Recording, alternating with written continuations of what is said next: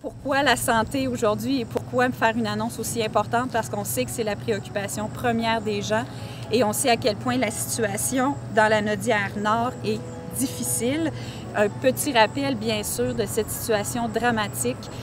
À l'urgence ici au CHRDL, depuis 2003, l'attente a doublé. Donc, c'est passé de 12,5 heures à 25 heures. Le nombre de médecins qui manquent est de plus de 25 %. Par ailleurs, rupture de service chez les jeunes qui souffrent de troubles envahissants du développement à partir de l'âge de 12 ans, manque chronique de financement pour le programme de jeunes en difficulté, près de 7 millions de manque de financement et aussi un manque de financement important des organismes communautaires. Alors, vous le savez, depuis qu'on est arrivé en poste en 2008, on s'est battu.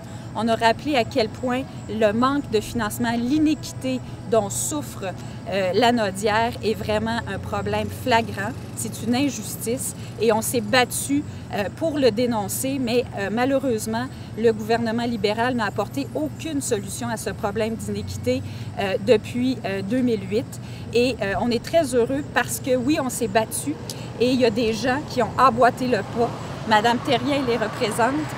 Monsieur Lefebvre aussi. Ce sont des gens qui se sont battus à nos côtés. Madame Thérien a initié une pétition et plus de 15 000 personnes se sont mobilisées pour dénoncer la situation de l'inéquité en matière de financement de la santé dans la Naudière. Et nous, de notre côté, on s'est battu, oui, publiquement pour dénoncer, mais on s'est battu aussi à l'intérieur de nos instances. On a fait venir notre collègue porte-parole en matière de santé, Agnès Maltais, qui est venue assister aussi à une journée de mobilisation avec tous les acteurs du réseau qu'on avait mobilisés pour trouver des solutions. Et bien sûr, on a sensibilisé notre chef, Mme Pauline Marois.